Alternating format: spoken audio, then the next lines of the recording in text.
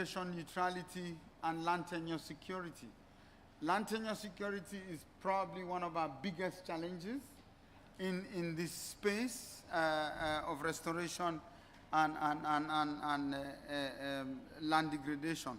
So I think it's important for us to talk about that, to tease out a little bit what it actually means at multiple levels, and also look at what are the instruments and how can we manage and navigate that space so we can actually achieve land degradation neutrality and overcome land degradation. So we'll start off the session with a video that has been prepared for us by GLF.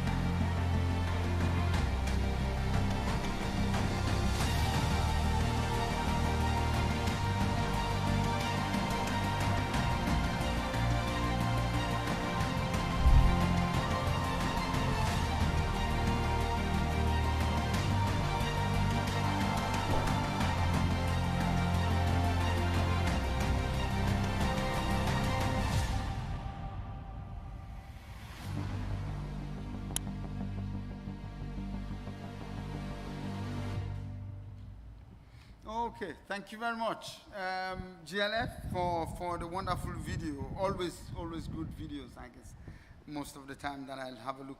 So we'll just start off. I am Peter Minang. I'm the director for Africa for C4 and ICRAF. I'm based in Nairobi. I'll be your moderator for this afternoon, this evening, rather. And leading us through the discussions. I hope I do a good job in that sense. We'll start off the discussion, with having the donor for this session, the Robert Bosch Foundation, Robert Bosch Stiftung, graciously funded this session. So we'd like to have, the senior project manager on climate change, for the foundation, Laura Ramaya. So please, a few words on why land degradation, neutrality, and land rights for the foundation. Awesome. Thank you, Peter, so much for the introduction. And yeah, I just want to give just a few words of introduction, but and want to start with just saying it's really amazing to see so many people here tonight, offline and online as well, that are engaging across scales from global to local and discussing this critical topic of land rights. And yeah, I'm really excited to see the discussions and follow the discussions tonight and the coming days as well on this topic. So we as the Bosch Foundation, we have chosen to engage in the land rights agenda as a critical lever to encourage the just transition on land use the climate crisis requires. And as we've seen in the video that you just showed as well, the land degradation neutrality is not only a powerful tool to fight the climate crisis, but it's also to safeguard biodiversity, reduce inequalities, and also strengthen people's resilience in the face of climate change. At the same time, the solutions to land degradation are really as diverse as the communities implementing them. So we're hoping in this slide to support the land rights as a critical mechanism that allows people to find, implement, and also scale the most appropriate solutions for themselves and also for their communities by engaging them in the decision-making processes around their own land. However, while the importance of land rights is widely recognized by now, there are still some questions around how to realize them. And this is where we as a non-profit philanthropic organization are hoping to contribute to the land rights agenda by supporting those actors that are trying to answer some of these questions on the how of implementing the land rights agenda. Those questions might be how to bring to scale the most suitable approaches to land rights securitization, as often intensive and very long processes on the ground. Or it might be piloting ways through which multi-stakeholder dialogues can become more effective in bringing the rights holders and duty bearers to the table. Or it also might be jointly finding answers to questions such as the one that we're asking ourselves tonight. What does the often rather abstract international land rights agenda actually mean for communities on the ground? And this is why we're especially glad to support this event tonight that is attempting to bridge the gap. And as a foundation, we're really hoping in the future to support initiatives that bring together actors from different backgrounds, regions, experiences, and also with perspectives from local, national, and international scale to negotiate the ways forward on the land rights agenda. And I think with this, I'll hand it back to you, Peter, and wishing everyone here fruitful discussions, whether that's online or offline. Thank you. Thank you, Laura. I think thank you so much, not only for funding this, but also for coming and for letting us, highlighting for us how important this is. I think it's extremely important. So without much ado, I think we'll progress. Sorry about there is a bit of an echo with the system online and here, but we'd like to let our viewers online know that we are fully conscious that they are there. And I don't know how many people are online now, but we know that from all over the world, people are watching. So we are having a hybrid session here and online. So let's just be conscious when we speak to use the mic so that people can hear you even out there all over the world. Thank you.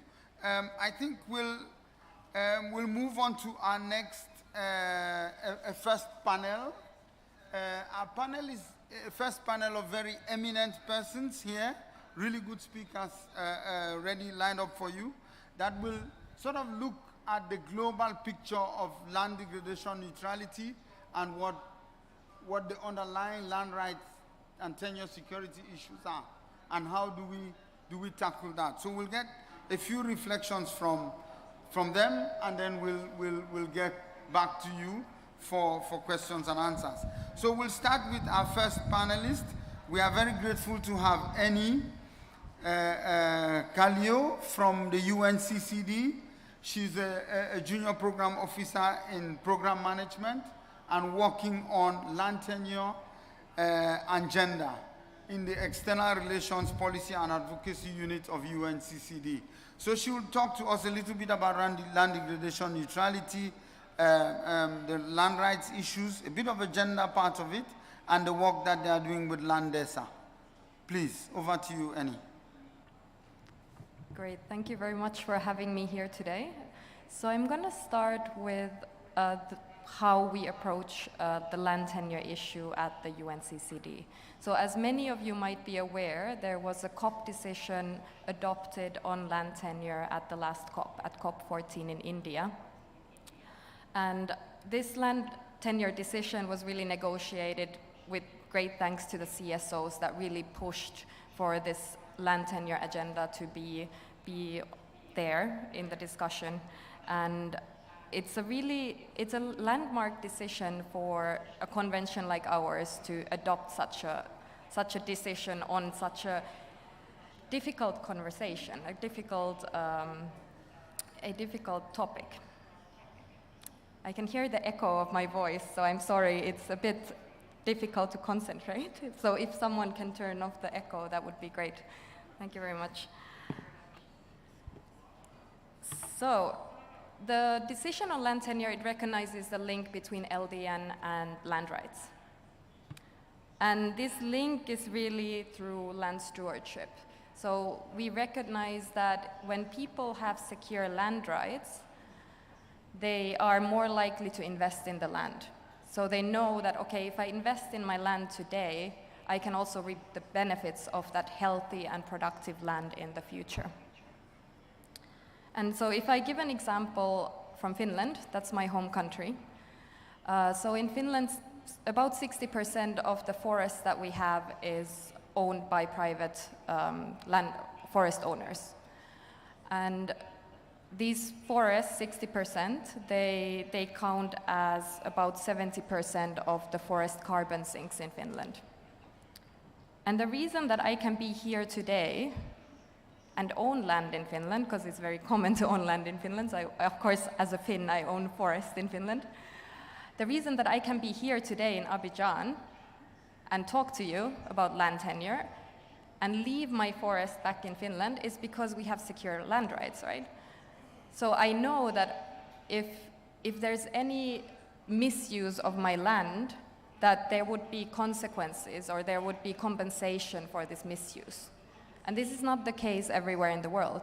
So of course, this is the kind of the idea that we are trying at the Unccd Secretariat to also reach, that we have land rights for people and then they're motivated to also care for the land that they have.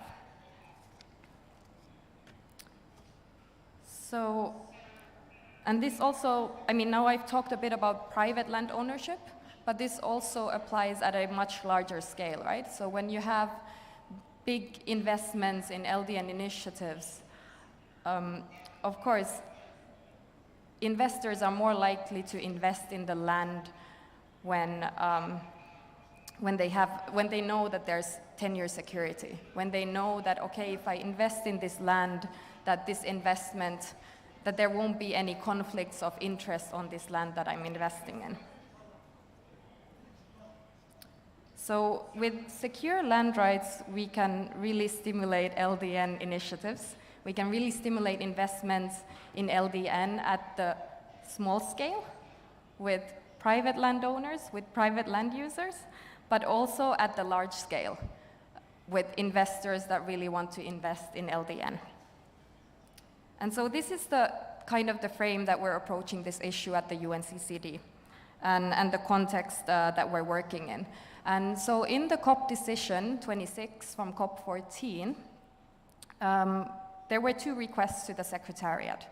One of the requests was on policy to develop a technical guide on integrating the voluntary guidelines on responsible governance of tenure into LDN.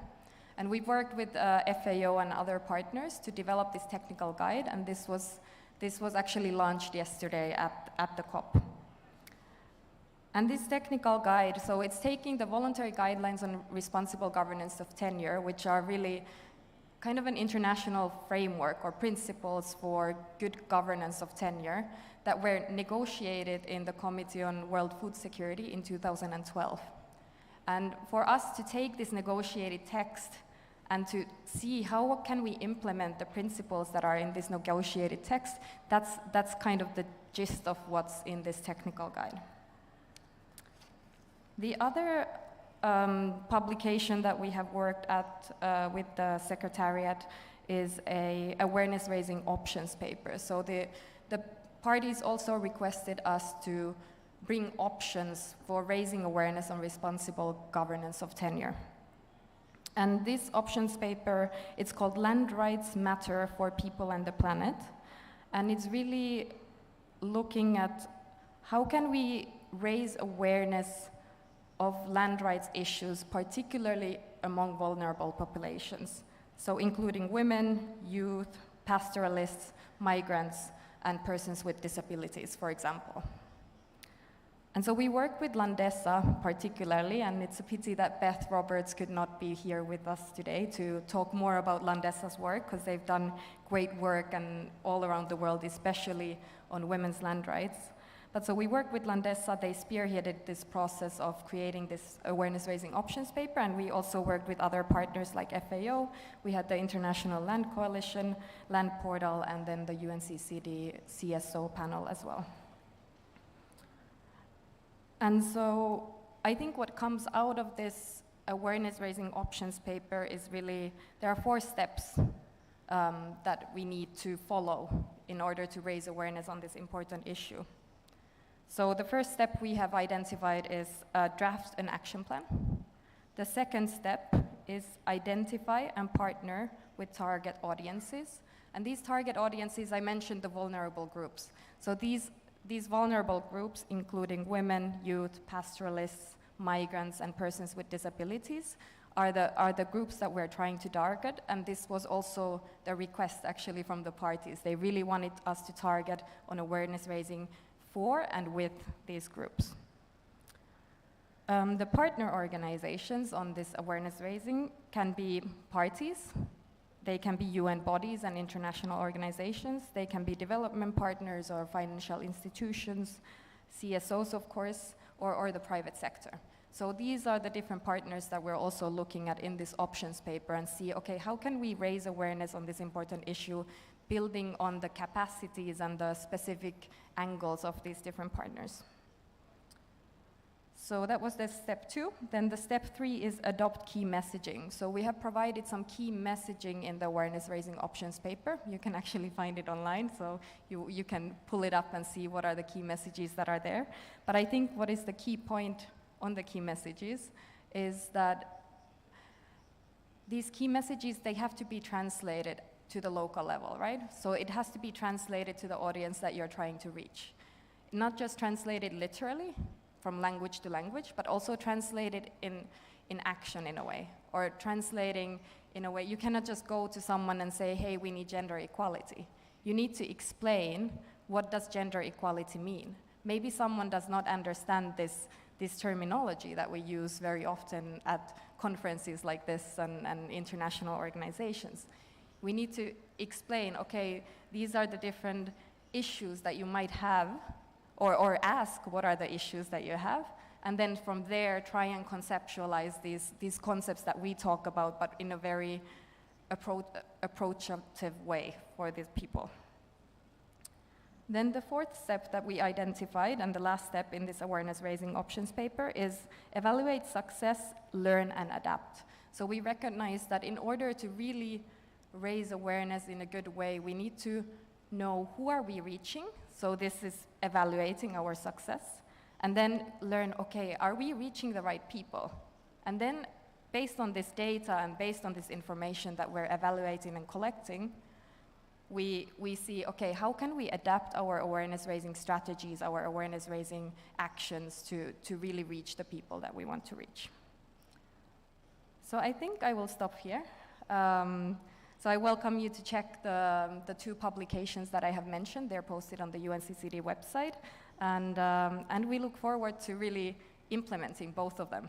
And we hope that we can build the partnerships that we need after COP15, after the parties have negotiated these texts, and see how do we really start implementing these papers on the ground. So thank you very much. Thank you very much, Annie. Really good points there. I think we take note. I think I'm really glad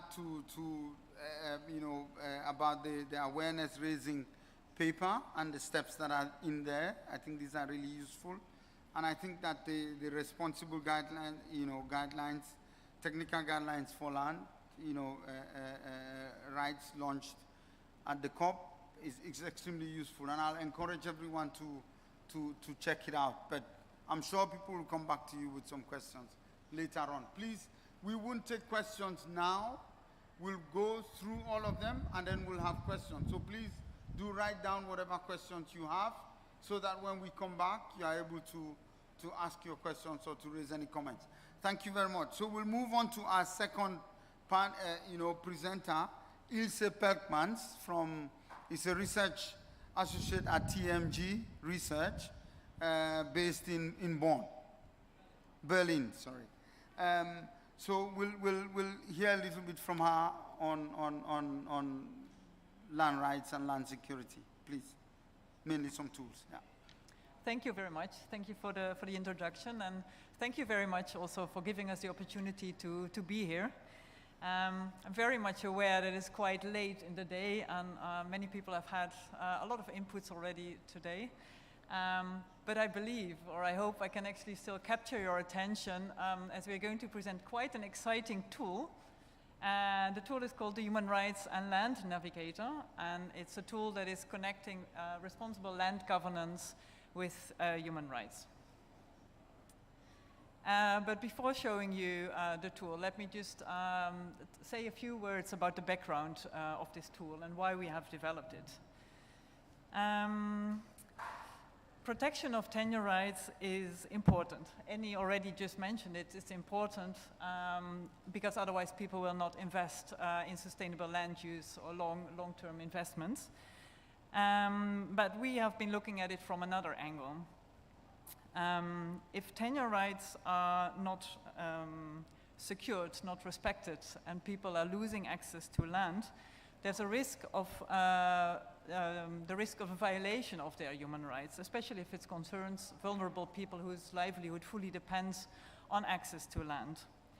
So there's a risk of violating human rights. For example, farmers who are losing access to land, the risk or the right to food might be at risk. Or, for example, pastoralists that no longer have access to a certain area of land, they might, the right to enjoy their culture might be at risk.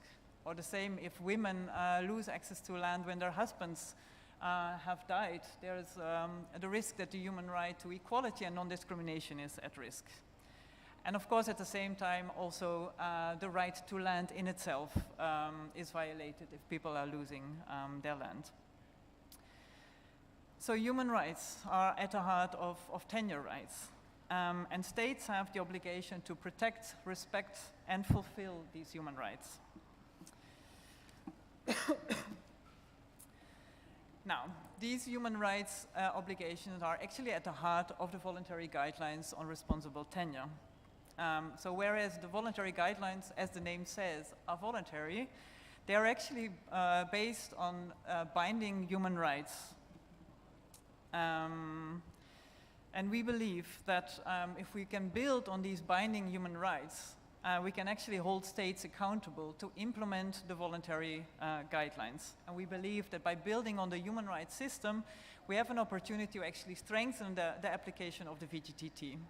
We're celebrating today the 10th anniversary, as was mentioned at the introduction, and quite some work, a lot of work has been done and quite something has been achieved already, but we believe much more needs to be done to actually put the application, actually implement the VGTT and put it in practice. So we believe building on the human rights standards and obligations, we can contribute to that. So that's all nicely said. Human rights are connected to tenure and to land rights. But the question is how that works actually exactly. There are so many human rights instruments, there's plenty of human rights articles, and for people who are not really having a legal background, this might be difficult to actually navigate yourself through all these human rights instruments that you could use actually to advocate for the stronger protection of tenure rights. So this is actually how the idea of making the Navigator, this tool, has begun, or how it was created. We thought it would be good to have a tool that links human rights to responsible land governance, and that helps people actually to identify which are the human rights instruments that can help you in making your case for advocating for land and in land, for land claims.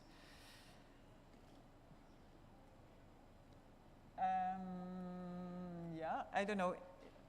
Exactly, yeah. So this is the website where you can find the tool. It's called rightsforland.org. This is the landing page, and you can click straight on the bottom, explore the tool. It starts with a very nice video that is explaining how the tool, or why the tool is being developed. But here, this is how you see, this is the website of the tool. So basically, the Navigator is an online database. You see below, it's an online database that is actually connecting each of the paragraphs of the VGTT to its relevant and underpinning human rights, and then again, those human rights identified in which human rights instruments and particular articles. Sorry. So it shows how these VGTT paragraphs are connected to human rights instruments and human rights articles. So in total, it might come as a surprise, but there's like 28 different human rights that are connected to the VGTT, and these human rights are enshrined in 13 different human rights instruments. Well, as you can see, there's over 11,000 connections between the VGTT and human rights. So it's good if you use this tool to actually narrow your search. Otherwise, you will never find what you're looking for. So you would have to narrow your search by using the filter options that are on the top of the page. So if you come from a land background or you know the VGTT by heart, you can actually use the drop-down list to select a particular VGTT paragraph of your interest. But you might have more of a human rights background and you're particularly interested in a certain human rights instrument, and then you can filter for that instrument. Maybe small comments on the human rights notes that you can see in the third column. It actually gives, if you open the human rights notes, it will actually give an additional explanation of the rationale behind the linkage between the VGTT and the human rights. And it refers to elaborated comments, for example, to the Covenant of Economic, Social, Cultural Rights, which is a very useful resource. Just wanted to highlight that. So, yeah, you might wonder. You want to wrap up? Yes, I'm wrapping up. Yeah. So you might wonder, so what? What am I going to do with these results when I've used the Navigator? So there's different ways. Like, first of all, I think it's super important. The tool will help you in understanding which human rights are at stake when we're talking about land governance. And secondly, this information can actually inform advocacy for the protection of tenure rights. And it can also inform actually recommendations for policy improvements. You can see if national laws are in line with the human rights obligations that states have. And last but not least, this information can actually inform litigation when you want to, when it comes to cases around access to land and its resources. So let me stop here. Thank you very much. Okay, thank you very much, Ilse. Sorry for a bit of the pressure, but you would realize that Ilse was laughing a little bit when the computer screen came on because there is a huge echo here and she hears her own voice over and over a second time. So sorry about that, but we're going to turn that off because I don't think others need that. Thanks a lot, Ilse. I think I am personally learning for the first time that there are 28 human rights, you know, that are connected to land rights, you know, and that these 28 human rights linked to 30 human rights instruments. That's amazing. I never knew that. So I think it would be an amazing tool to have a look at when you have time. But hopefully people had a look and will ask you some questions. So please note your questions. I hope our people online are also putting down some questions in the Q&A space so that we can also access that and can bring that to the presenters at a certain point. Thank you very much. Thanks. Can we give a hand to Ilse, please?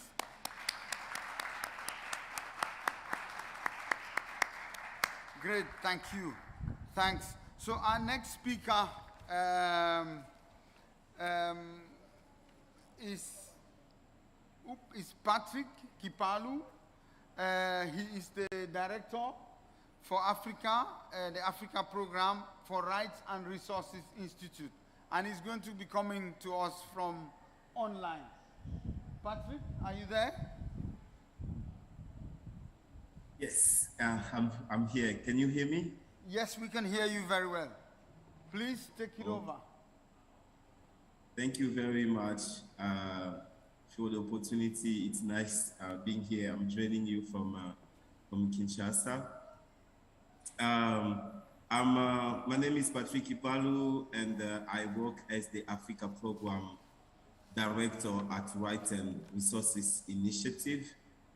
For those who don't know, RRI, Rights and Resources Initiative is a global coalition of rights holders organizations and their allies dedicated to advancing the land, forest and resource rights of indigenous peoples, local community, and Afro-descendant people, particularly of women within those communities. RRI's members as a coalition capitalize on each other's strength, expertise, and geographic reach to achieve solutions more effectively and efficiently focusing on creating systemic change, both at the national but also at the global level. From governance to strategic planning and program implementation, RRI as a coalition is driven by right holders and also leverage the power of its global coalition to amplify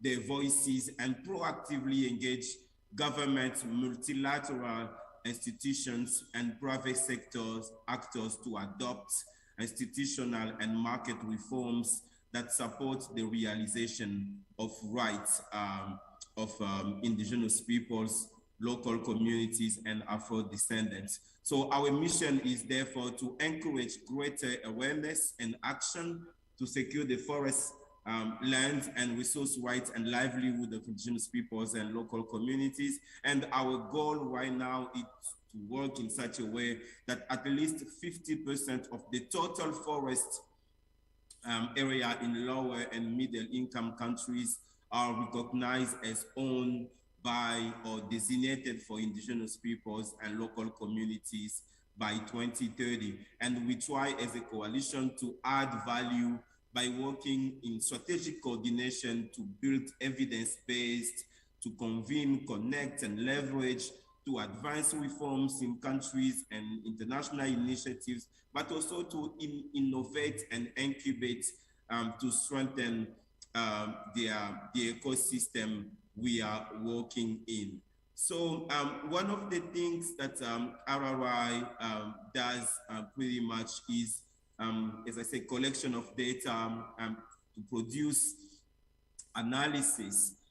For example, in some of the most recent analysis we have produced include, for example, the opportunity framework. This is a study that is identifying opportunities to invest in securing collective tenure rights in forest areas of low and middle income countries. As we may know already, indigenous peoples combined with local communities and Afro-descendants constitute roughly around 2.5 billion people, and they customarily manage over 50% of the global land mass. But governments currently recognize their legal ownership to just around 10% of all these land mass. In Africa, in particular, communities claim ownership, customary ownership to around 90% of the land of the continent, but they have legal rights to less than 10%. So fortunately, now there have been a progress in addressing this historic injustice in recent years, as now more governments have begun to pass new legislation and achieve court decisions to recognize community rights. There are some very progressive reforms that are taking place. Some have been completed and they passed to the phase of implementation. We can name in Africa countries like Liberia, like Kenya, like DRC also is in the midst of land and land use planning reform process, and they have a pretty interesting community forestry process going on right now. We have countries like Mali, like Burkina Faso, who are trying to implement very interesting and progressive land laws that will help secure rights of communities to more land. And actually, we think that with the progress on the legal front that is demonstrated by these exceptional opportunities for countries and the global community to address this long-standing abuse of human rights. But the problem is that there are some blocks, there are some stumbling blocks on the way. And those include problems like coordination, investment, financing, but also the problem of capacity building. So we need to do more to invest and support implementation, in the same time trying to engage directly government and lawmakers in such a way that they can continue to pass those kind of laws that are progressive and those reforms and that can help communities secure their rights, because we know that when rights are secured, communities are much more, people are much more likely to invest in combating deforestation, but also in activities of restoration. Today, more than 5 decades of research is showing that communities with secure land tenure rights experience lower rates of deforestation. Their land and forests store more carbon and biodiversity, and they support the livelihood needs of more people than land and forests managed by government or private sector entities. And in the last 15 years, over 150 million hectares of forest land have been recognized as legally owned or designated for indigenous peoples and local communities. But the potential is far greater than that. Nearly, we estimate based on RRI analysis and studies that nearly 200 million hectares of land could be also legally recognized as community forest land if countries simply implement existing laws and regulation. And another further 200 million hectares could be secured if financial and technical resources are strategically deployed and leveraged to such end in different countries. And to achieve that end, RRI currently supports strategic analysis that inform actors at national and international level. We also develop credible and scalable solutions to build enabling conditions and leverage strategic opportunities. We support dedicated actions, convening and advocacy by partners and collaborators to accelerate learning and engagement. And we also support implementation of laws and regulations through our own strategic response mechanism, through a new mechanism also Patrick, too that we Patrick, can you wrap up, please? Can you wrap up, yes, please? Yeah, thanks. Yes, I can wrap up quickly. So right now, I think to wrap up, one I can say that the importance of community-based tenure rights is now globally recognized. Okay, but we need effort. We need to continue supporting effort on the ground and in key specific areas, which are financing, coordination, but also pushing for implementation on the ground. I thank you very much. Okay, thanks a lot. Thanks, Patrick. Can we give Patrick a big hand, please? Patrick, can you just stand by? Because we will, once we get the next presenter, we'll come back for questions and answers. So I'm sure there are so many questions for you, especially on the interesting stuff you talked about in terms of volumes of land that could potentially be under community management, and also the progressive countries that are moving legally to more progressive laws. Thanks a lot. We'll come back to you, please. Hang on, please. Thank you. Yeah, thanks. Thank you. Thanks a lot. Okay, we come back to the room, please. Be patient once again. Please put down your questions so that you don't lose them. We'll have the last one presenter for this panel, and then we'll come back to you for questions and answers and an exchange, actually. So our next presenter is Odas Kubimwana. Sometimes his name is a bit difficult for me to pronounce, but I think I got it right this time. He's a good friend of mine. When we are all based in Nairobi on our nice ICRAF campus. So Odas is the regional coordinator for Africa for the International Land Coalition. And so he will talk to us about some of the national and subnational dialogues that they've been holding, and looking at how that helps to improve understanding and progress overall land tenure security. Odas, over to you. Thank you, my brother Peter. Good morning, everyone. As he said, I work for the International Coalition.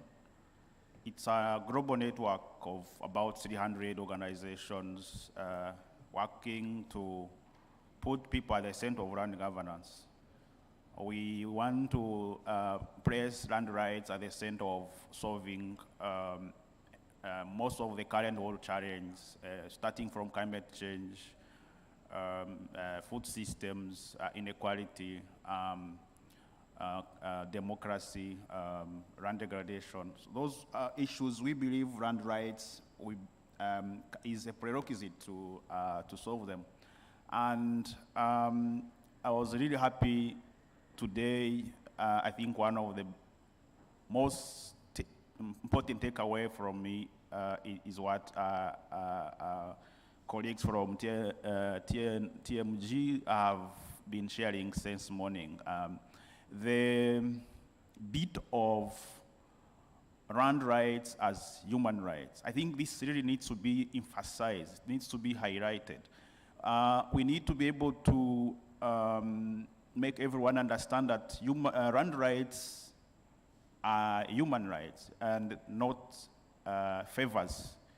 This is very important. Sometimes when we engage on land rights, it looks sometimes as if we are begging for favors to different stakeholders, policymakers. But if it could be really understood that this is a human right, I think it will be easy to for everyone to respect it and to make sure that there are secure land rights for everyone. So this is commendable, and I think the tool will help a lot in advocacy. Having said that, I really don't think that there is any need to demonstrate the centrality of human rights, of land rights in achieving land degradation neutrality. I think this is not something to be demonstrated. It's quite obvious. But I was thinking when I looked at all the discussions here today, I remembered a very old anecdote that something I personally experienced when I was working for a research project a long time ago. And I think it can really help to understand how important land rights are if we are to achieve land degradation neutrality. We were giving farmers trees for planting, and we were observing how they behave in terms of, first of all, taking care of the trees, but secondly, where they plant those trees. And really, observations were interesting.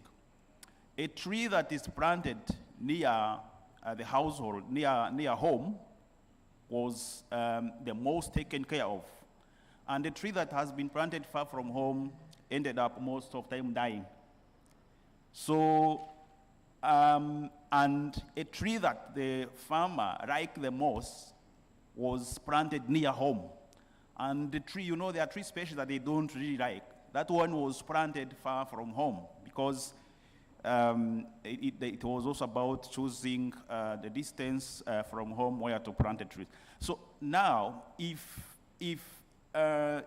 distance from home alone can define whether a tree is taken care of or not, what about secure land rights? What about whether the land belongs to you or not? That can even is even a stronger factor to determine whether you take care of the land, of the trees or not.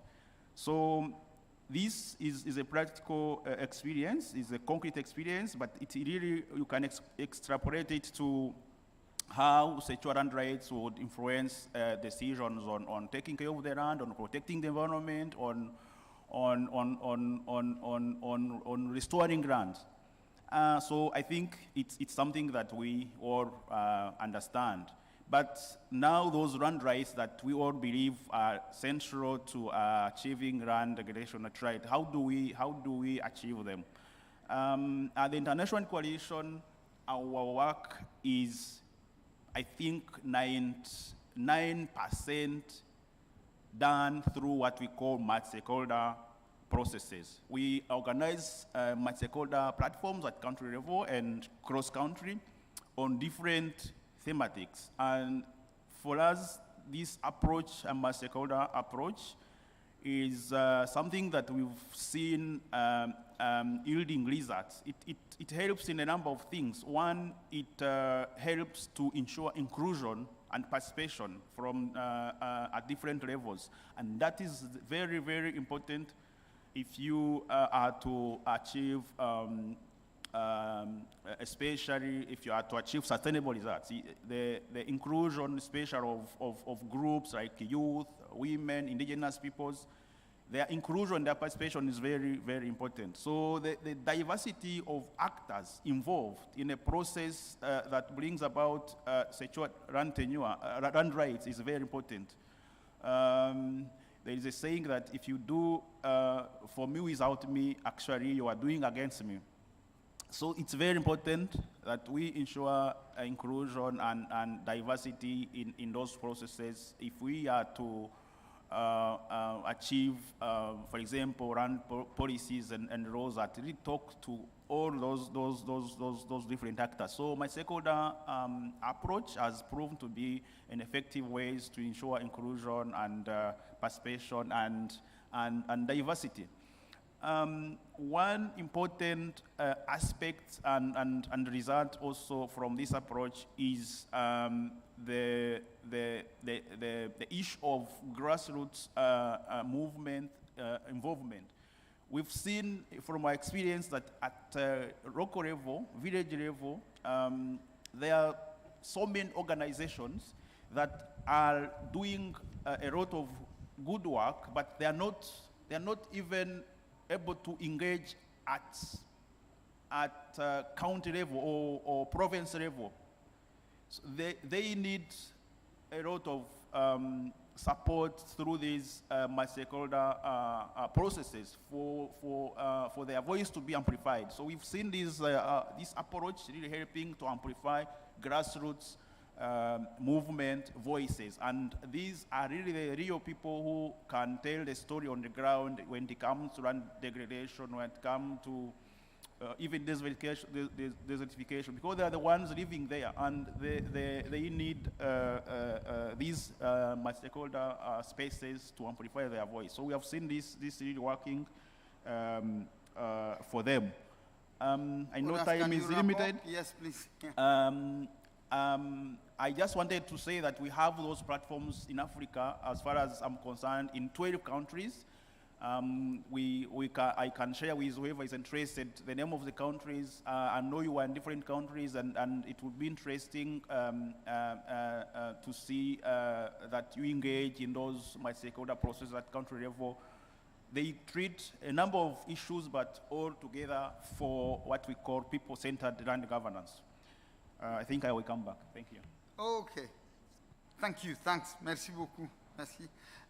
Thanks a lot. I think Odas giving people a voice through this fora, you know, fostering inclusion, participation, and diversity are extremely important issues.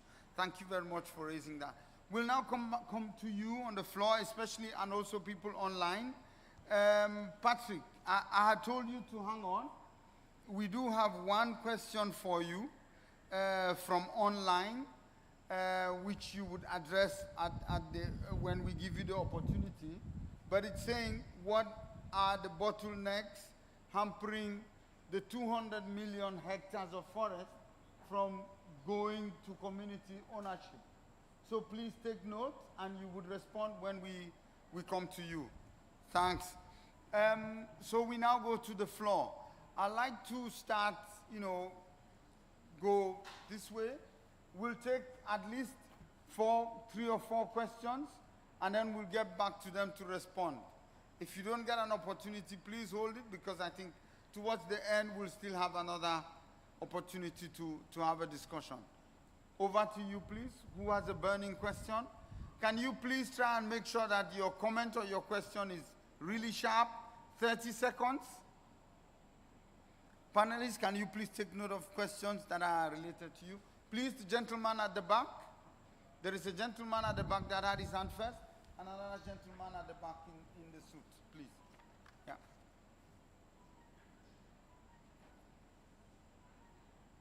Please try to keep your questions at your interventions at 30 seconds, please.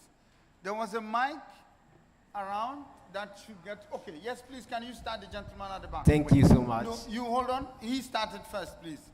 Please. Is your mic not working? Oui. Please go ahead. Yeah. Oui, oui, je crois que ça marche, oui. Ça marche pas? Oui. Je peux commencer là? Allez-y, Oui, oui. allez-y, s'il Oui, vous plaît. ma question justement rejoint la question antérieure concernant la superficie donc octroyée à la population. Ça représente quelle proportion par rapport à la forêt qui pourrait être disponible pour cette population? Les 2 millions représentent quelle proportion par rapport à ce qui pourrait être disponible? Ok, ok. Oui. Non, mais merci beaucoup. Et merci d'être bref aussi. Merci beaucoup. The gentleman at the back, can you go, please? So, Patrick, can you take note? That question was for you, please. Okay, Yes. thank you so much.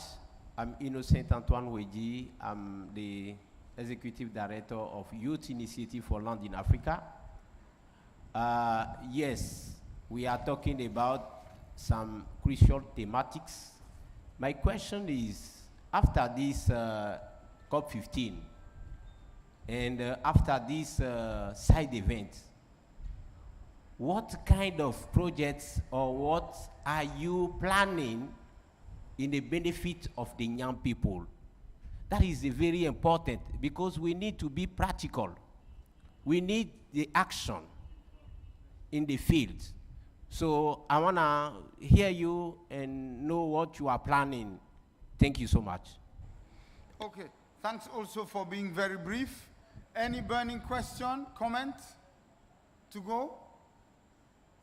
Okay, great. We'll come back to you, but I think, Patrick, you got 2 questions. The one on the barriers and the bottlenecks, and then the one on what does that 200 million represent in terms of proportions. It was in French, so you quite understand, yeah? Please, go ahead. Yeah.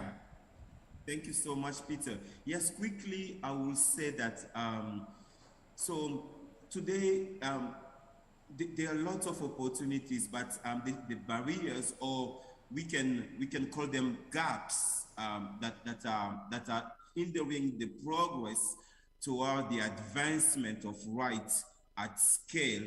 And we can group them into 3 main groups. We can talk about financing, the problem of coordination, but also implementation on the ground. For example, today there are research proving that are showing that only less than 1% of all the global climate financing that are earmarked for community use over the past decade, and an even smaller fraction of that has gone to support the land rights and tenure right of the tenure right of communities. Yet millions of dollars have been spent on global initiative to have global initiative to deliver promise emission reductions, for example, and forest conservation measures. We can talk, for example, of millions of dollars that spent on red blast projects, for example. If we could have adequate finances going straight directly to communities to implement community rights at the local level, that will make a big difference. But also the problem of absence of effective coordination mechanism and strategic information sharing on scalable opportunities, as well as adequate tools and instruments to channel resources directly to those who can effectively leverage change on the ground. Those are the elements missing. And where there are specific or progressive laws or reforms or policies in place, people or actors, government or local actors are lacking for support, capacity in different ways for implementation. No, so thanks, thanks, Patrick. I think that is very elaborate. Just the last question Yes. of the gentleman: what is the proportion of the available land does that 200 million represent? Of the possible land, yeah. Okay, I will give a quick example You see, in a country like Congo, the total, I'm talking about the Democratic Republic of Congo, for example, the total country area is around 226 million hectares. And peoples and local communities combined are claiming ownership to around 87% of that 226 million hectares. So that's just one example of a country like DRC. But if you include countries like Kenya, where communities are claiming ownership to around 67% of the total area of the country, you add Cameroon, Gabon, you add Republic of Congo, Tanzania, Uganda. So all these are opportunities where if the progressive laws in place are effectively implemented, we can have a good chunk of mass of land that can go from government control into management by communities on the ground. Okay, thank you, merci beaucoup. Thanks a lot. Wants to address the question on youth. I see Annie's hand is up. So Annie, can you just go like 30 seconds, please? I'll keep it brief. Yes, so thank you for this question. I think we have seen that the youth have been really active at this COP. We had the youth forum take place just before the COP and during the high-level segment, so we're very excited to have a strong youth participation at this COP15. For the awareness raising that we're doing on land tenure, of course, youth is one of the key audiences, target audiences that we want to reach out to. And I think it's really important that we include youth in this work because they are the future leaders and they're the people who will inherit the land after, in the future years, right? And I think youth should really have a say in the land that they're going to inherit. How is the condition of that land as well? And so that's why it's extremely important that we have these platforms or these engagements with the youth to involve them in the work at the policy level, but also in the action. Okay, thanks Annie, thank you, very useful. Odas, you had your hand up, 30 seconds, please. Thank you very much. I think there is no way we can achieve all these things we want to achieve if we are not able to include youth effectively. We are talking about, for example, in Africa, sub-Saharan 7% of people under 30 years old are 7% of the population in Sub-Saharan Africa is under 30 years old. So those are the people that you cannot leave behind if you really want to achieve these results. So as we've seen that, and our members have decided that youth is going to be one key thematic area. We are next week in Jordan hosting a first ever global youth land forum where we want to launch a global youth movement for land rights. And we believe this is going to be really a backbone of what we'll be doing in the next couple of years to ensure that young people are influencing land governance processes for their benefits and for the benefits of their communities. Okay, thank you, Odas. Ilse, to close this, how do you think youth can use your tool to practically help themselves on the ground? 30 seconds, please. Yeah, thank you very much. Maybe first of all, we are talking particularly about tenure rights of vulnerable people. And especially in the context of land, youth are among those vulnerable people. It's extremely difficult for young people to access land. So also for human rights, for youth, their human rights might be at stake if they don't have access to land. So I would encourage young people to use this tool to actually find out which human rights obligations they can use to actually advocate for their access to land. So yeah, I think that's how youth can make use of this tool and secure their rights. Thank you. Thank you very much. Can we give a hand to this first panel, please? Thank you very much. Thanks. We'll now ask for a quick transition to the second panel so that we can start off. Okay? Thank you very much, ladies and gentlemen. Yeah. Thanks, Patrick, online as well. Thank you. Yeah, thanks. So we'll move on to our second panel. The second panel is going to really talk about how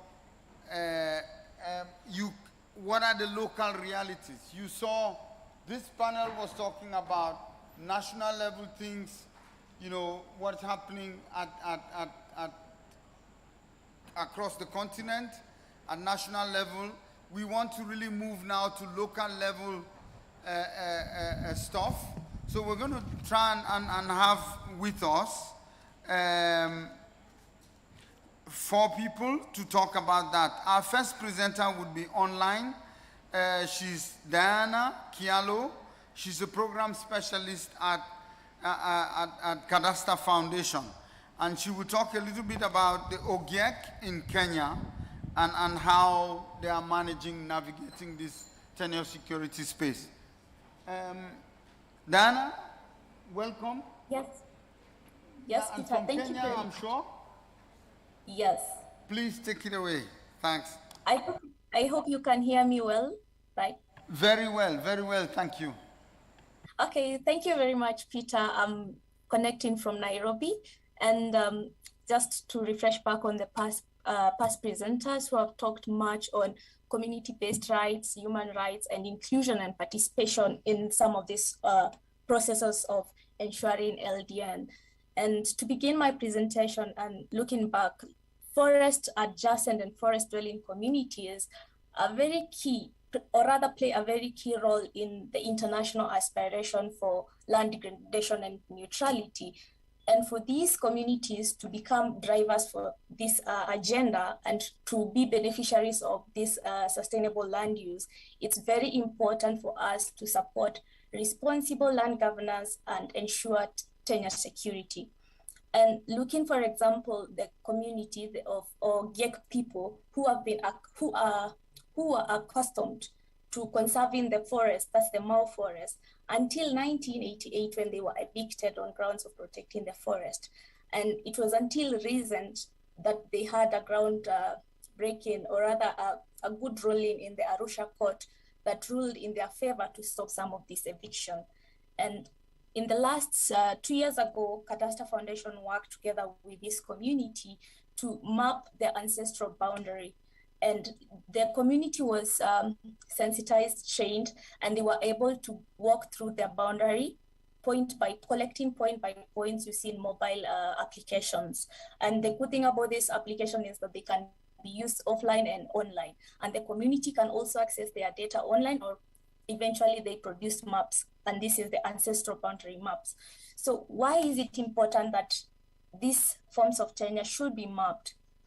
There's been special emphasis has been placed in the past on demonstrating the potentials of participatory tenure mapping, on how they enhance local stakeholder engagement, and how they also hold the political actors accountable in their commitment to some of these actions of LDN implementation or processes rather.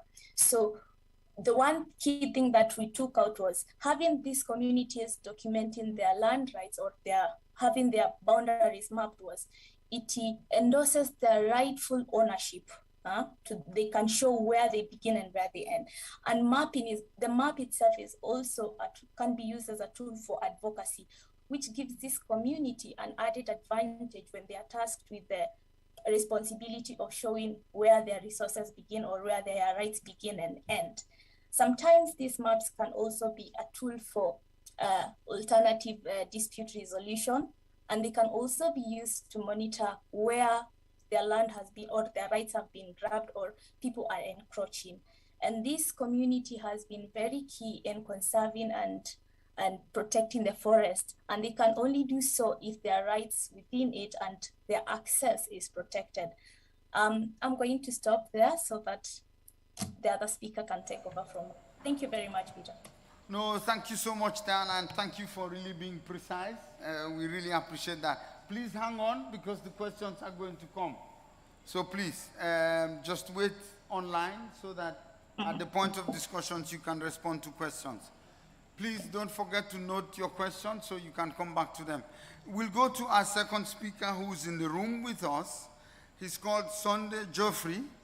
And I have the privilege, to be his countryman as well, proudly from Cameroon. And he's wearing the traditional gear from the area that I also come from. So this is really, really nice to see.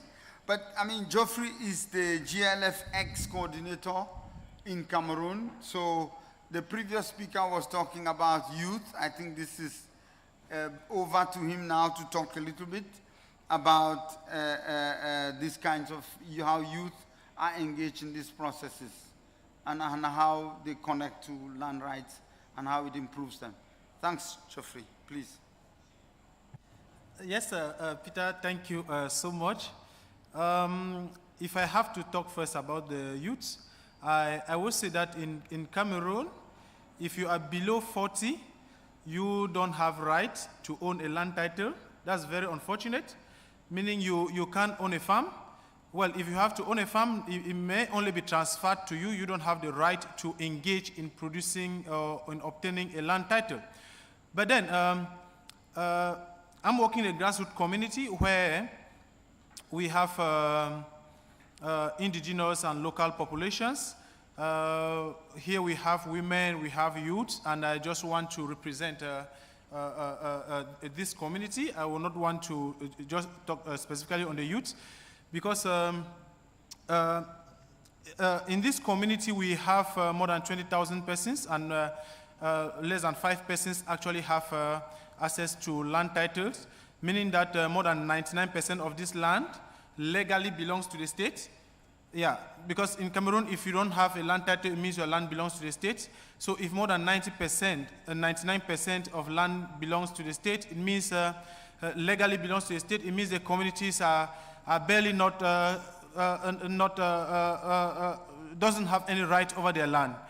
But then, historically, these lands are being managed by communities, by families, and by individuals through customary law. But what is very peculiar about this customary law is that it's very discriminatory and it's very exclusive, because in Bamukumbit community, the local population are protected by the customary law, whereas the indigenous Moro populations are excluded from this law. So they have lived in this community for centuries, but the community still feel that they don't have rights over the land.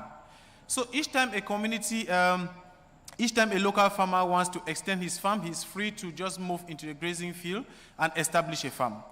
And these guys, each time the Moro communities go to the administrative authorities or to local authorities, they have never been favored. So at the end of the day, as one of the speakers said earlier, it seems as if they are begging. The communities don't believe that, they don't accept that they have right over this land. So when I was coming here, I talked to Ibrahim Adamu. He's a Moro youth leader, and he had a very contrary opinion to think that they don't have rights over this land. To him, they have lived in this community and they will continue to live in this community. And that they graze and people will just want to move in and continue seizing grazing land for agricultural purposes is very, very unfair. And he sees this as an act of injustice. But we have been working in this community since 2019, and we were informed of this situation from the very beginning, and we have been making effort to solve these problems. First, we talked to the community leader, and we have seen an effort by the local authorities. They've created an association or like a small group of indigenous Moro communities and the local traditional authorities, so they can always resolve a conflict of land between the local population and the indigenous Moro population.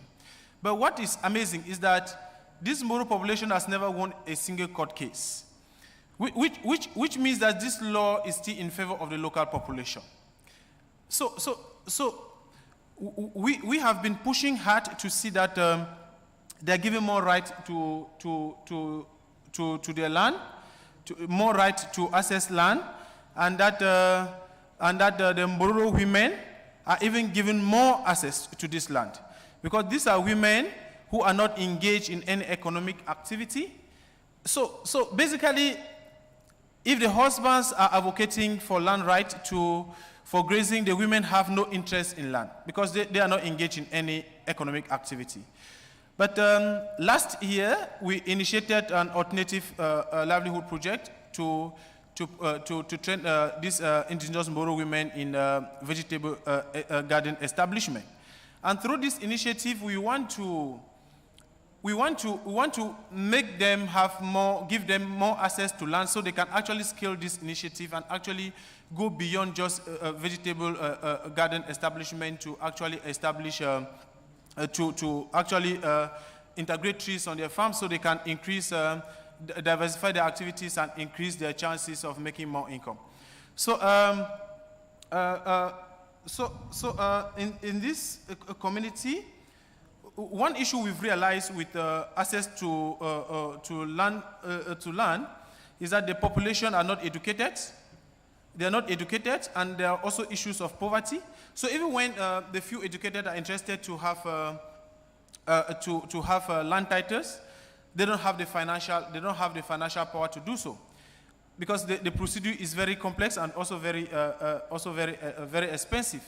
So we are making advocacy, and I think through this forum, representing this community, I feel that if we have to give more access and more right to these indigenous people to own land, which we must do, then the government must facilitate the process of obtaining land title. Going beyond 40 to be able to access land title is very expensive and very difficult. Can you round up, please? Yes. Please. Yes. So we are advocating that the government should actually facilitate the procedure for the local population and for the indigenous Moro communities to be able to produce land titles and obtain land titles. Thank you. Okay. Thanks a lot. Thank you very much. I think it's really interesting and shocking also to learn that 99% of the land, really belongs to the state. It's only 1% that belongs to the people in any form. So that's quite a tough one to swallow. Also. So we'll move on to our third speaker, Violet Shivutse. Violet is the founder and coordinator of Shibuya Community Health Workers that has been doing a lot of work on community-led land leases. So we'd like to hear a little bit more from her, really that good experience from the ground. Thank you, Violet. Thank you so much. Yes, access to land for women and youth has been a problem because the two common ways of accessing land, which one is buying or purchasing land, is expensive, it requires collateral, and usually many women and youth do not have the capacity to produce this or make this kind of huge amount of money. Land leasing provides an opportunity for women to access land and youth as individuals or even as groups, because most women like working in collective groups of farming, which makes them to make decisions on what they want to grow, when they want to grow, and even control of the produce that they get from this land. However, when we began looking at the ways of accessing land with TMG, we found that land leasing had so many conflicts because it has not been streamlined by government. The only land leasing that the government has streamlined is for so many years for big companies, but the small leases that women do day to day for them to advance food security hasn't been streamlined. So most people were leasing land verbally without any agreement, and then people would breach the contract, or there would be conflicts of even people being thrown after they put money and start improving the land, especially women and youth because of their status in the community. So we began a process in 2 wards of Kakamega on testing how we can do land leasing which we began by doing awareness and sharing the concept with the community at the ward level with the key stakeholders to actually ascertain that this is an issue and this land leasing can actually be a solution. And then from that level, after seeking consensus, we went to the village level and gathered farmers, stakeholder groups at the village level with the leadership and support from the women farmers themselves and the village administrators and assistant chiefs to actually discuss that we wanted to do this program on land leasing, and it was like, this is come in time. So from that, the communities decided that we were going to start doing draft, and unlike most processes where the draft is done as a blueprint and sent to the community, we began with each of these village level community groups selecting a drafting committee, which included their area chief, the youth, the women, and some people that have had history of land sitting together and drafting. After which we came together and validated this information with the other community members that did not participate in drafting, and then we harmonized the information and we put it again with the first stakeholders that we began with and others, including those that had done the drafting, to validate and agree and adopt or approve this document, which we actually did. From that process, we were able to get the first draft of the community-driven land lease guidelines, and with technical support from TMG, now we were supported to actually put it in a good language, again, validating with the community. Then we began popularizing the land lease guidelines. Now the land lease guidelines is in 15 wards of Kakamega from the 2 that we began. We have gone to 2 more counties, Siaya and Bungoma, where we are helping them to understand community-driven land lease guidelines and also supporting them to draft in their own social-cultural context. At this level where we are, these community-driven land lease guidelines have been popularized. The government is aware.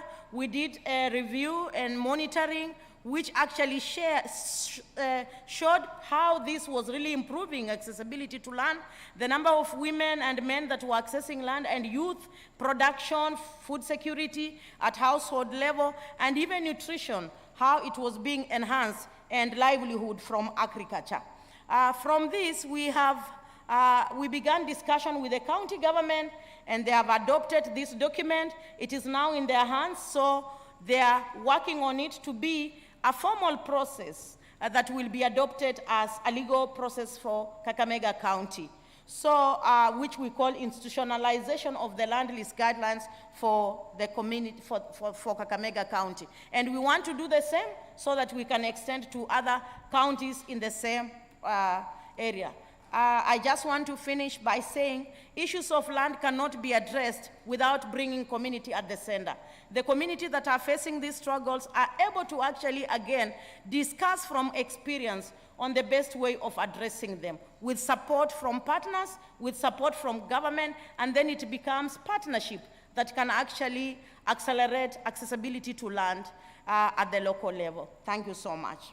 Asante sana. Extremely good work, I think. This is really, really good work. And we are very happy and privileged to be able to learn about this. Even though I'm based in Nairobi, I had not heard about this. So I'm really pleased. Really good work. Can you please keep your questions so that we can take our last presenter, who's going to be presenting from online, and then we can get back to the discussion. So our next presenter is John Kamanga. He's the director of South Rift Association of Landowners, Saralo, I think. John, are you there? I'm here. Yes, please take it away. Welcome. Thank you, and sorry I will not be able to be seen on the screen because of where I'm calling from. But nonetheless, let me present, as was mentioned, my name is John Kamanga. I'm the director of the South Rift Association of Landowners, Soralo, working in Kenya. We work with communities that live between the Masai Mara and the Amboseli National Parks along the Kenya-Tanzania borderline. And the big area of focus for us is maintaining open and healthy landscapes, both for pastoral communities to use, but also to the advantage of wildlife.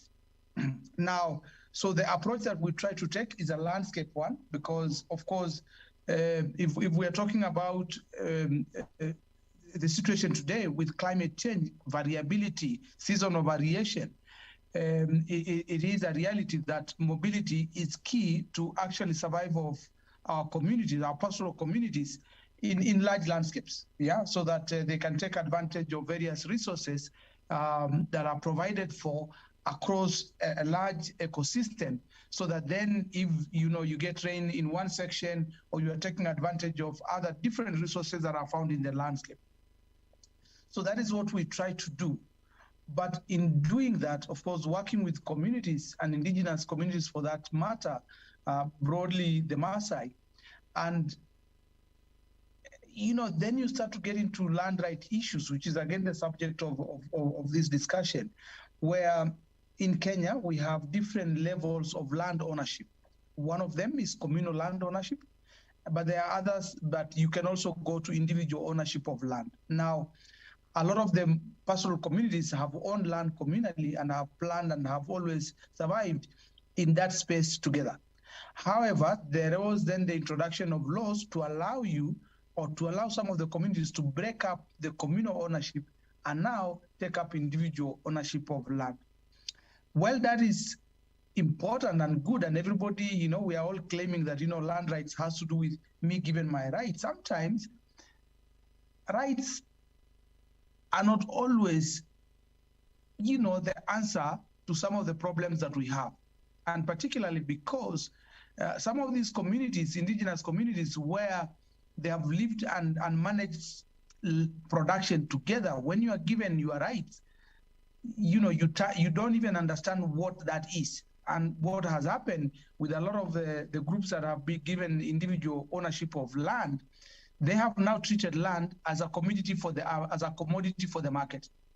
Now, if you trade with land, land is not expensive, land does not grow. So once you've sold land, it's not a product. And therefore, what you are claiming to be your rights actually turns around to be a disadvantage to you. So that it is important, the point I want to make is that it's really important that as we talk about rights, as we push to give people rights, it's really valuable to make sure that we are making them understand what they can do with those rights, rather than just handing them a tool that actually becomes a dangerous tool for them to manage their lives. So what has happened, of course, in transiting from communal-owned spaces to individual-owned spaces, one of the things that we're also realizing a lot is that you are now getting into individualization. My space, my thing, I control it. I do what I want with it. And it has created a lot of problems. And we have now probably most of, a big chunk of Maasai land has now, moved from the hands of those indigenous communities to other communities. And because basically the title here in Kenya, you have, as an individual, you have absolute right. Okay, so when you have absolute right, you can do whatever you feel you want to do with your title. So if you want to dispose of the land, you dispose of the land. The law also provides for, says willing buyer, willing seller policy. So if you sell your land willingly and you sign it off, you sign it off. But you are assuming that the business partners, the community, the indigenous groups, and the business people who are coming to buy off that land from these people actually are at the same level of discussion. And it is not true. The people are being taken advantage of. So I think, yes, while we champion for rights, we always need to also reflect on what those rights can provide for those communities. Thank you very much. Thanks so much, John. I really recognize what you're talking about. I think this is a really, really important dimension of the story, that rights are not always the solution. Because I think we've seen in several places where people have been given rights to forest and it's suddenly become a market a commodity, right? And then, so we need to, as we talk about rights, probably also John talk about responsibilities, because at the end of the day, it is a balance. It is extremely important. We've seen where communities have been given rights and the land has suddenly vanished and it's moved to someone else. So we need to really think about this. I really like that perspective, John. But now I think I'll give it to the floor, who know much better than I do, for comments and questions. No, I'll go with the lady first, in front, please, yeah? And then the lady at the back, the gentleman, and then this gentleman. 4 questions, okay? Good evening. My name is Faith Alube. I'm the director at the Kenya Land Alliance. And I'd just like to comment on something about what, is it Cameroon? Yeah, Sunday, yes. From Cameroon. Yes. You commented about the right to land, customary rights to land and the right collective lands, how communities own their land. In my country, 70% of our lands are communally held, unregistered, and they have fluid tenure. In 2016, Kenya passed a Community Land, Law Community Land Act of 2016, but from 2016 to 2022, only 10 communities have been able to register, while 70% of our communities live on communally held lands. There's been allegations of corruption, there's been allegations of self-resourcing is too expensive for communities. And I just wonder, in your country, how do they document or how do they protect and recognize communally held lands and protect such lands from land grabs and elite capture? Thank you, Sunday. Maybe just note that, and you can come back to that once we've gone through the 4 questions. The lady at the back that had her hand up, please. Yes, please. Madame? Merci beaucoup à tous les panélistes. Une question concernant surtout comment concilier le droit coutumier ou le droit d'accès à la terre de la population locale avec la restauration à grande échelle du paysage que nous affrontons actuellement, puisque le paysage, la dégradation est à grande échelle. Alors qu'il y a la population locale qui doivent avoir leur droit d'accès à la terre, droit d'accès à l'eau, droit de production. Et comment donc concilier ces 2 choses-là, le droit de la population locale avec la restauration à grande échelle d'un paysage dégradé? Merci. Merci beaucoup, merci. On note la question. The gentleman right behind the camera, please. Merci bien. Bonsoir tout le monde. Je m'appelle Alidou Takwara du Bénin, de l'ONG Action pour la promotion des initiatives communautaires. Et l'ONG a une très longue expérience de plus de 20 ans sur le foncier rural. Et je voudrais juste faire 2 petits commentaires par rapport à l'accès à la terre, qui, selon l'expérience et ma compréhension, n'est pas que seulement une propriété, mais aussi, sans être propriétaire, on peut avoir accès et utiliser. Du reste, c'est de créer des outils qui permettent à ceux qui n'ont pas le titre foncier, qui est très cher, je le sais, au Cameroun, d'avoir accès à la terre de façon sécurisée pour pouvoir la transformer en opportunité économique, surtout pour les jeunes. C'est le premier commentaire. Deuxième commentaire, par rapport au droit coutumier, actuellement, le droit coutumier est reconnu dans le Code foncier domanial du Bénin. Et cela marqué par des actes et des actes officiels qui reconnaissent aux communautés leurs droits coutumiers sur leur terre par des attestations de détention coutumière, des ADC. Donc, je pense qu'il faut aller plus loin en créant des outils d'accès sécurisés que de prétendre seulement à une propriété. C'est juste le commentaire que je voulais faire et j'ai bien compris que mon frère vient du Cameroun. Il y a 2 ans, notre ONG a reçu une délégation qui venait de Garoua pour voir qu'est-ce que nous faisons en question dans les questions foncières. Merci beaucoup. Merci beaucoup, M. Aliou, merci. Je pense que c'était des commentaires pertinents. Il y a a gentleman at the front here who had his hand up, and then I'll take those. I think the lady at the back has not spoken. You had spoken before, so I'll give her the floor. Yeah? Yes, please. Yeah, thanks. My name is Sheikh Abdelkader Baba. I'm from TMG Research. I just want to quickly react to John's intervention. As a pastoralist, I could really understand what he's talking about, but I also want to clearly delink right and access to resource.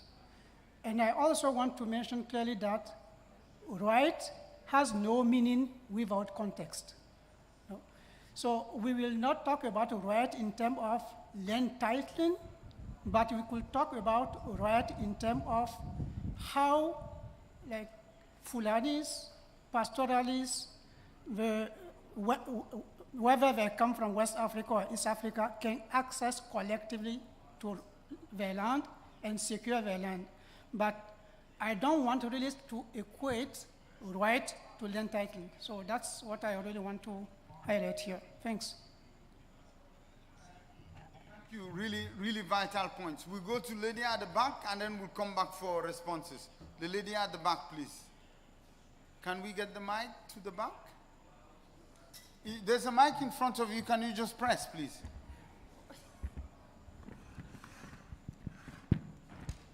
Thank you. Very good, gentleman. Yes, good evening. My name is Christine Kipsan. I'm from Kenya.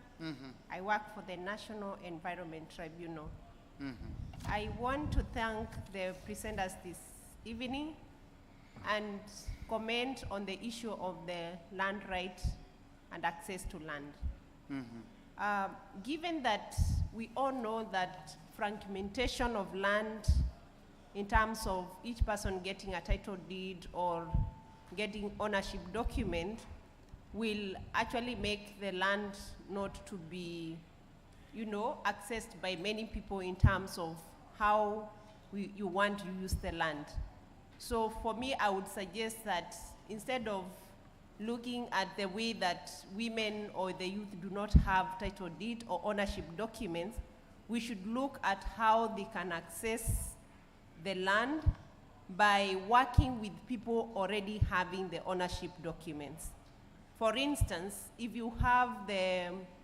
I give the example of Kenya, we have the counties, and there's a particular county like Machakos County that was saying, we have land, come and invest in this place, and most companies were going there planting trees, creating the earth dams, and giving the people access to water that they did not have for livestock and home use.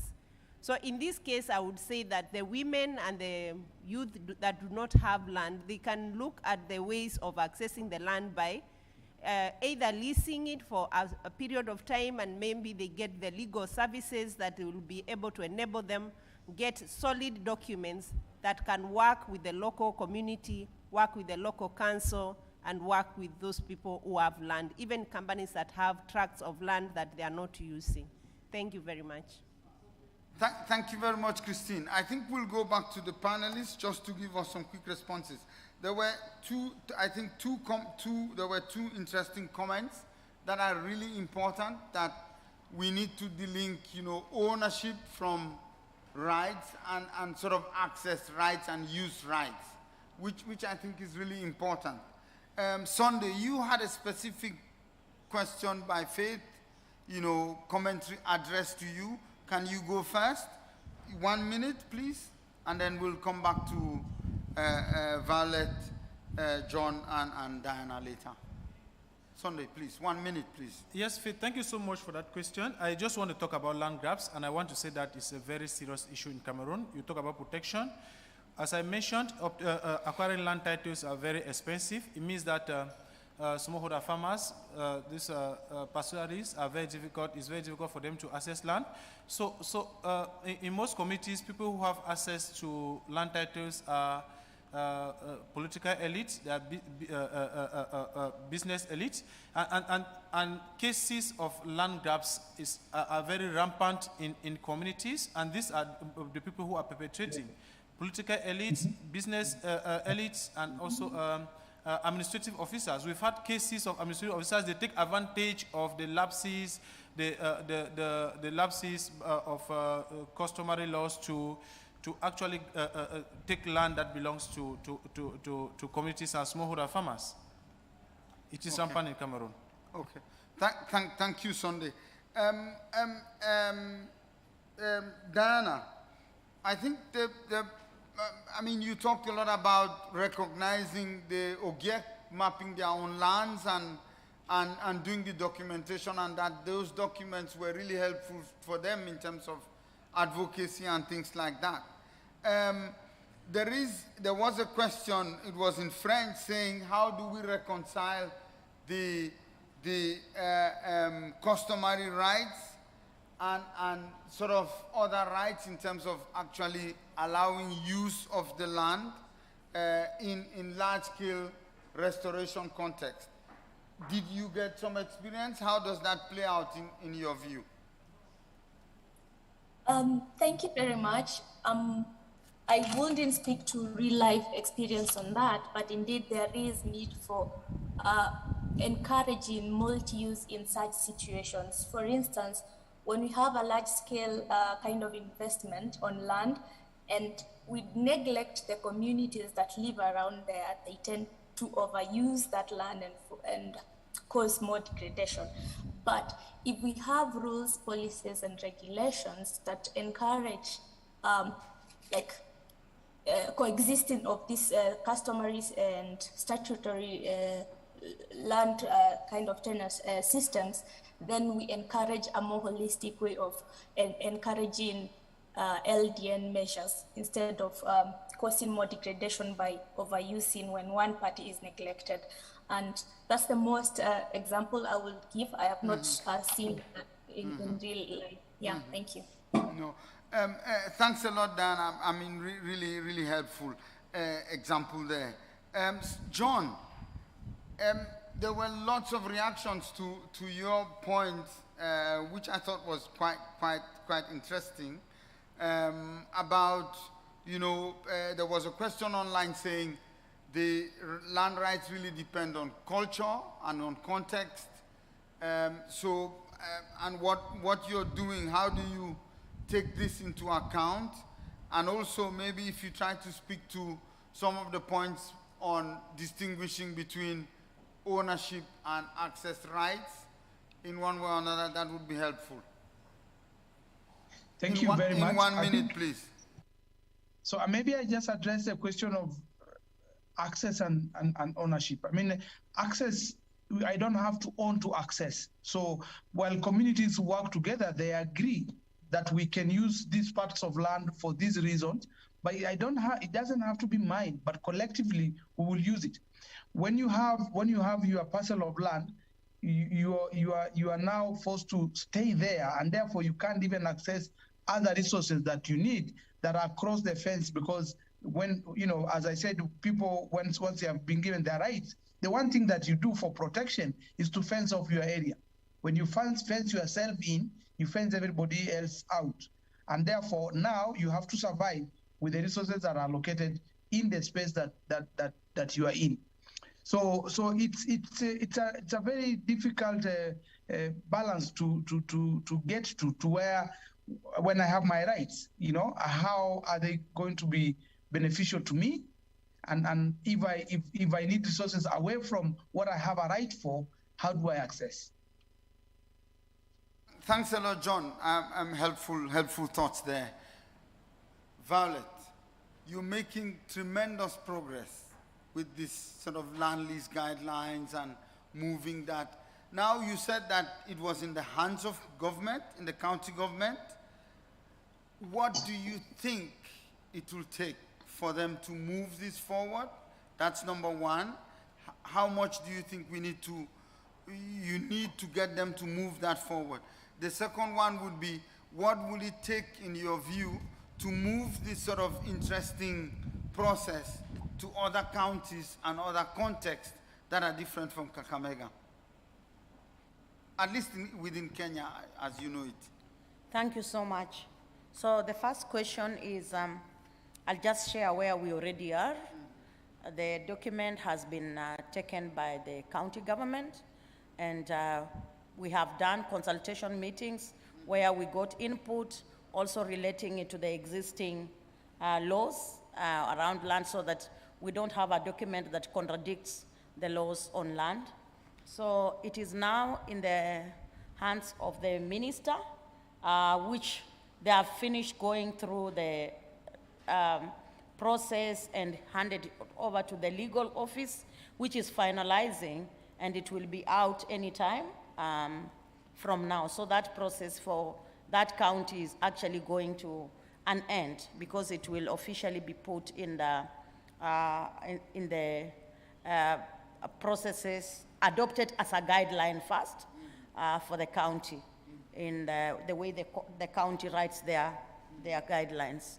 Expansion, we have already expanded to 2 counties, and whenever we are expanding, because land issues may look the same, but the socio-cultural context of that particular tribe or that particular county may vary.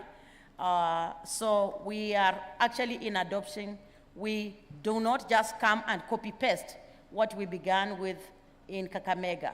We actually start with doing the same consultations meeting, listening to the views of the people on the social cultural context, the kind of conflicts that they have that may be different from what we know, and then from there we develop the land lease guidelines. So we are in one county already called Siaya, where we have finished the first draft of the land lease guidelines from their own social cultural context.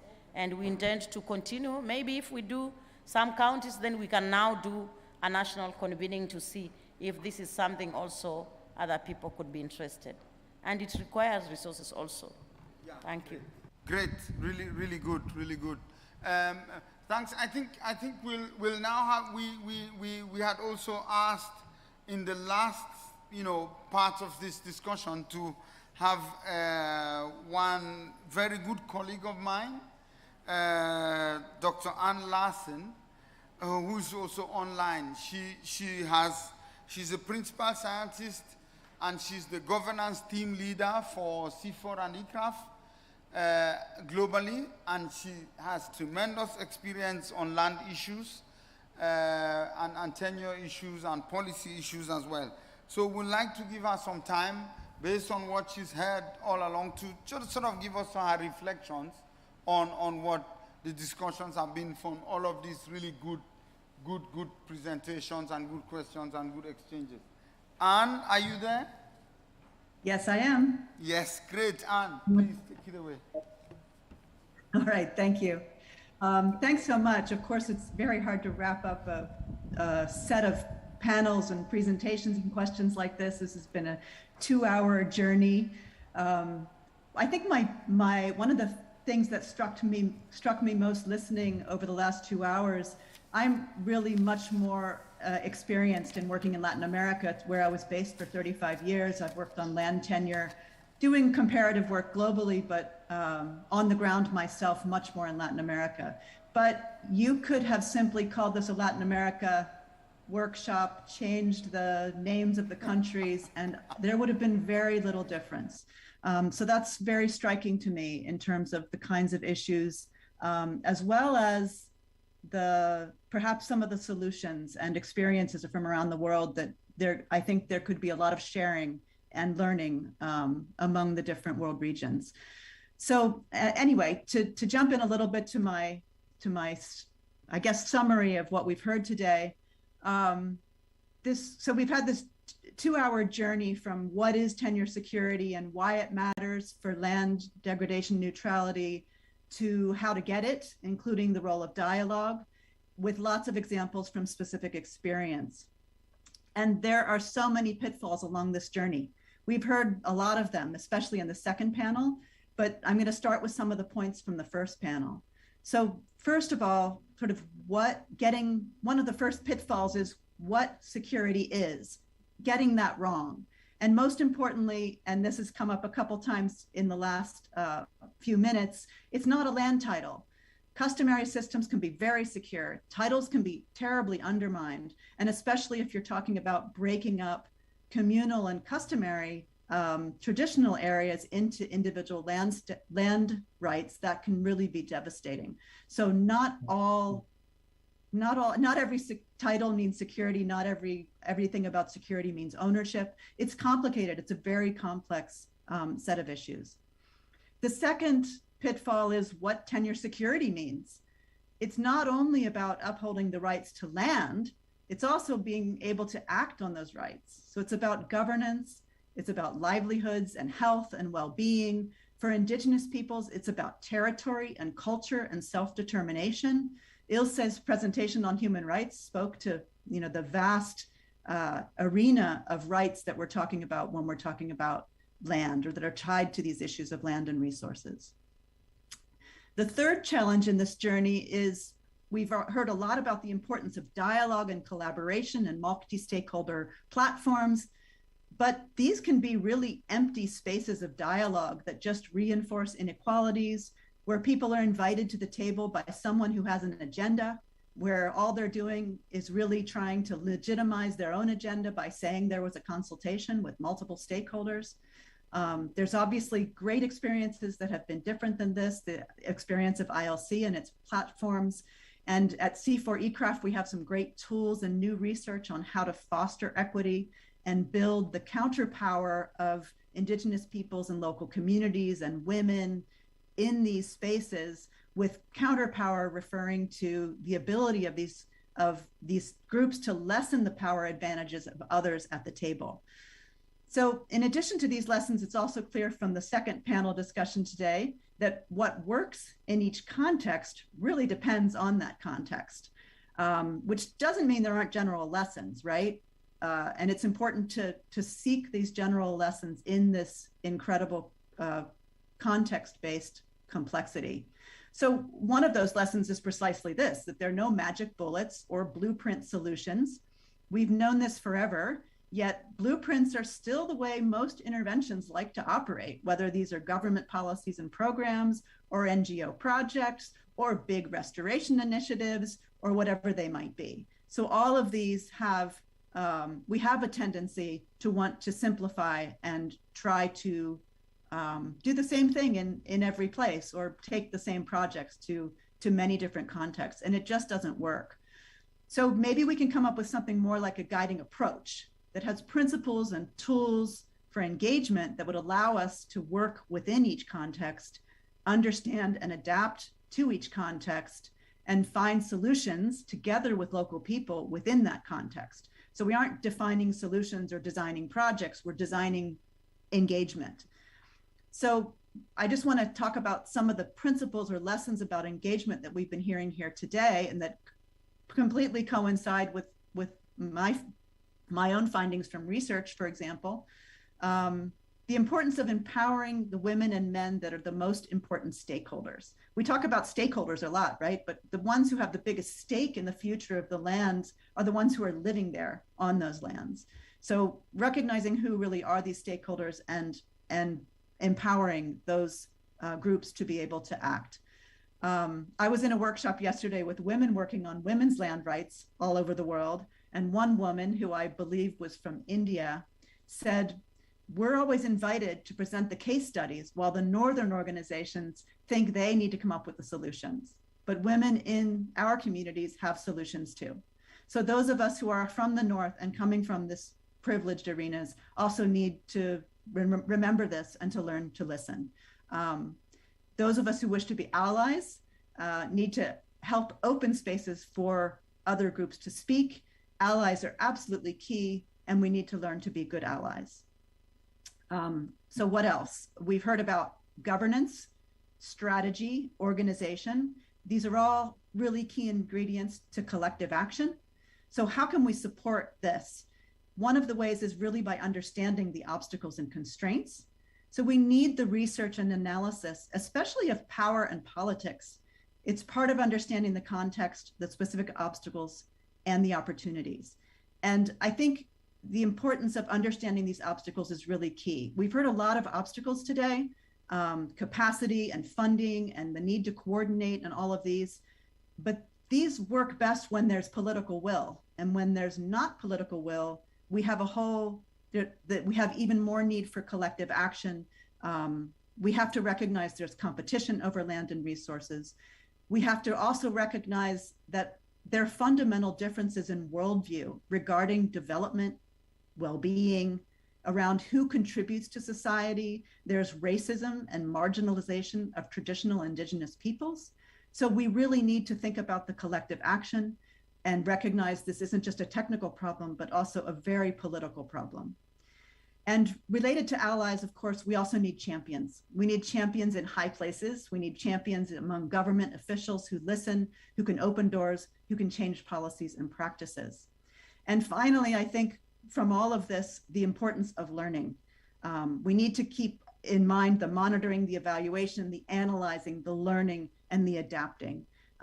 The kinds of awareness raising tools that Annie spoke to us earlier, the importance of again, the listening and being willing to change our tactics, being willing to learn from each other and find new ways to move forward.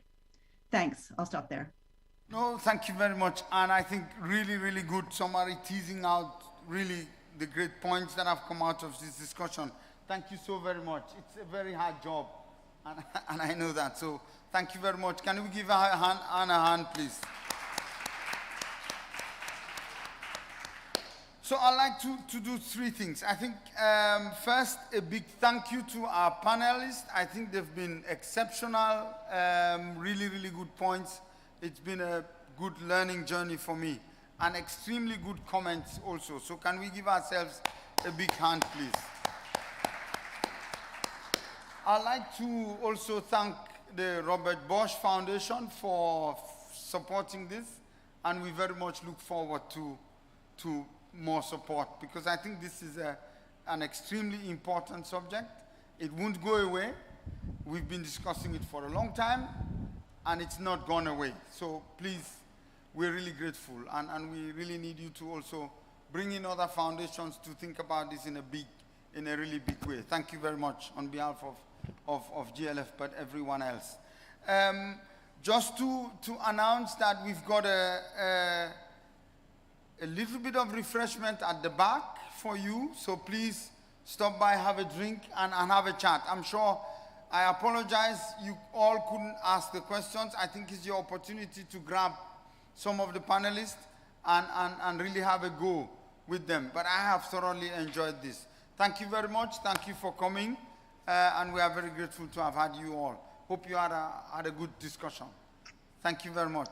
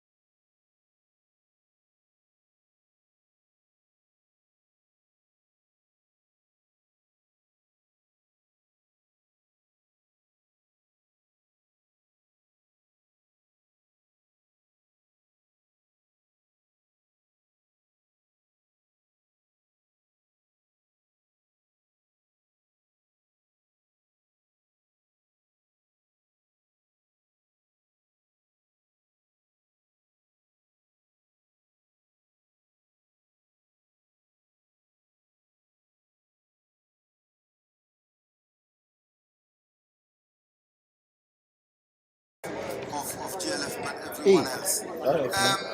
Just to announce that we've got a little bit of refreshment at the back for you, so please stop by, have a drink, and have a chat. I'm sure.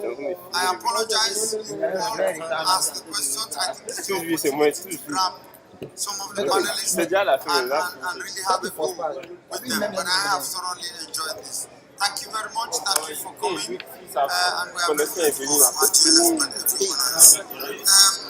Just to announce that we've got a little refreshment at the back for you. So please stop by, have a drink, and have a chat. I'm sure. I apologize. Ask the questions. I think it's your opportunity to grab some of the panelists and really have a go with them. But I have thoroughly enjoyed this. Thank you very much. Thank you for coming. And